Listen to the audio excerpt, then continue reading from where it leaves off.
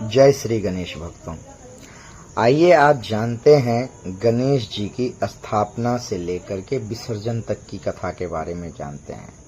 क्या सही है, क्या गलत है। पौराणिक कथा के अनुसार गणेश जी लगातार 10 दिनों तक महाभारत ग्रंथ लिखते रहे, जिस कारण उनके शरीर का तापमान बढ़ गया था और शरीर पूरा तपने लगा था। 10 दिनों के बाद गणेश जी के शरीर के ताप को संतुलित करने के लिए वेद व्यास जी ने उन्हें सरोवर में स्नान करने की विनती की। अनंत चतुर्दशी के दिन भगवान गणेश जी ने जल में डुबकी लगाई। यहाँ से एक पौराणिक कथा सुनाता हूँ आप सभी को। एक बुढ़िया थी, वह बहुत ही गरीब और दृष्टिहीन थी। उसके एक बेटा और बहू थे। वह बुढ़िया सदैव गणेश जी की पूजा किया करती थी। एक दिन गणेश जी प्रकट होकर उस बुढ़िया से बोले, बुढ़िया माँ, तू जो चाहे सो मांग ले। बुढ़िया बोली, मुझे तो मांगना ही नहीं आता, कैसे और क्या मांगूं। तब गणेश जी बोले, अपने बहू बेटे से पूछकर मांग ले। तब बुढ़िया ने अपने बेटे से कहा, गणेश जी कहते हैं तू कुछ मांग ले, बता मैं क्या मांगू। पुत्र ने कहा, माँ तू धन मांग ले। बहू से पूछा तो बहू ने कहा, नाती मांग ले। तब बुढ़िया ने सोचा कि ये तो अपने अपने मतलब की बात कह रहे हैं। अतः उस बुढ़िया ने पड़ोसियों से पूछा तो उन्होंने कहा, बुढ़िया तू तो थोड़े दिन जिएगी, क्यों तू धन मांगे और क्यों नाती मांगे। तू तो अपनी आंखों की रोशनी मांग ले, जिससे तेरी जिंदगी आराम से कट जाए। इस पर बुढ़िया बोली, यदि आप प्रसन्न हो तो मुझे 9 करोड़ की माया दें, निरोगी काया दें, अमर सुहाग दें, आंखों की रोशनी दें, नाती दें, पोता दें और सब परिवार को सुख दें और अंत में मोक्ष दें। यह सुनकर तब गणेश जी बोले, बुढ़िया माँ, तो तुमने तो हमें ठग लिया। फिर भी जो तूने मांगा है वह वचन के अनुसार सब तुझे मिलेगा। और यह कहकर गणेश जी अंतर ध्यान हो गए। उधर बुढ़िया माँ ने जो कुछ मांगा वह सब कुछ मिल गया। हे गणेश जी महाराज, जैसे तुमने उस बुढ़िया माँ को सब कुछ दिया वैसे ही सबको देना। महाभारत ग्रंथ हिंदू धर्म के सबसे महत्वपूर्ण ग्रंथों में से एक माना जाता है। महाभारत की रचनाकार वेद व्यास माने जाते हैं, लेकिन पौराणिक मान्यताओं के अनुसार इस महाकाव्य को लिखने का कार्य गणेश जी ने किया था। इस कथा में एक ऐसा प्रसंग भी मिलता है जिस कारण गणेश जी एक दंत कहे जाते हैं। चलिए जानते हैं वह रोचक कथा। भगवान गणेश को विघ्नहर्ता और प्रथम पूज्य देव के रूप में भी माना जाता है। भगवान गणेश को लेकर कई पौराणिक कथा मिलती है, जिसमें से एक यह है कि वेद व्यास द्वारा बोली गई महाभारत को गणेश जी ने लिखित किया। तो चलिए जानते हैं कि वेद व्यास ने इतने लंबे और जटिल महाकाव्य की रचना के लिए गणेश जी का ही चयन क्यों किया।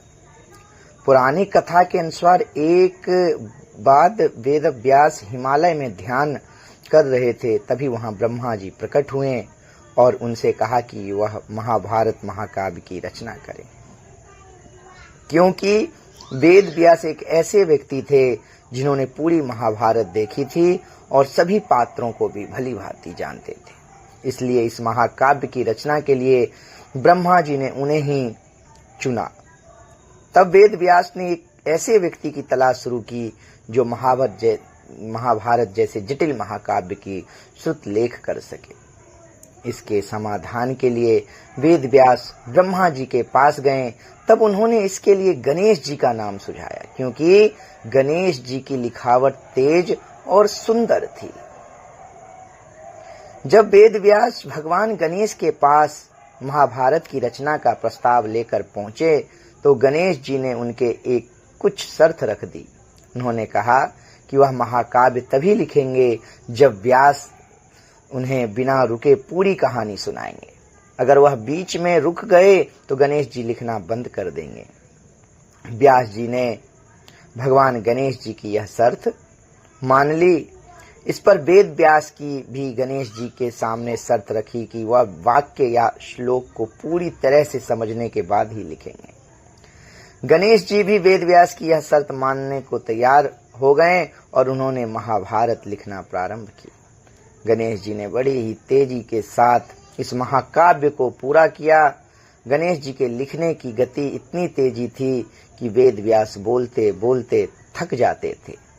जब भगवान गणेश महाभारत को लिख रहे थे तो बार बार उनकी लेखनी टूट जाती थी, जिससे उनकी गति में अवरोध उत्पन्न होता था। तब उन्होंने अपना एक दांत तोड़कर उनकी लेखनी बनाई ताकि महाभारत को लिपिबद्ध करने का कार्य सुचारू रूप से चलता रहे।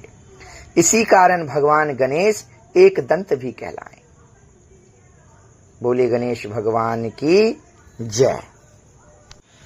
गणेश विसर्जन का वैज्ञानिक आधार। क्या आपको गणेश विसर्जन का वैज्ञानिक आधार मालूम है? दरअसल गणेश विसर्जन हमें याद दिलाता है कि संसार नश्वर है और एक दिन हर प्राणी को जल और जमीन में समाना है। इसके अलावा इससे पर्यावरण शुद्ध हो जाता है। विसर्जन के दौरान गणेश प्रतिमा के साथ हल्दी कुमकुम भी पानी में समाहित होता है। हल्दी एंटीबैक्टीरियल क्वालिटी रखती है। यह पानी को स्वच्छ करता है। इसके साथ ही दुर्वा, चंदन, धूप, फूल भी पर्यावरण को स्वच्छ बनाते हैं। इसी कारण बारिश के मौसम में उफनते नदी, तालाब, पोखरे में जमा हुआ पानी शुद्ध होकर मछली, जोंक जैसे अन्य दूसरे जीव जंतु को राहत देती है। इसी कारण गणेश प्रतिमा स्थापना के समय ऐसी मूर्ति की स्थापना करनी चाहिए जो इको फ्रेंडली हो और पानी में जल्दी घुल जाए। साथ ही मिट्टी से बनी गणेश प्रतिमा को चावल और फूलों के रंगों से ही रंगना चाहिए ताकि विसर्जन से पानी दूषित ना हो। बोलिए गणेश भगवान की जय। आइए गणपति बप्पा मोरिया का मंत्र उच्चारण करते हैं।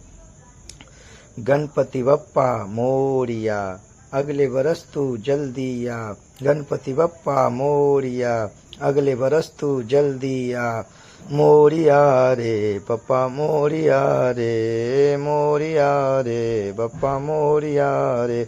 गणपति बप्पा मोरिया, मंगल मूर्ति मोरिया, अगले बरस तू जल्दी आ, अगले बरस तू जल्दी आ।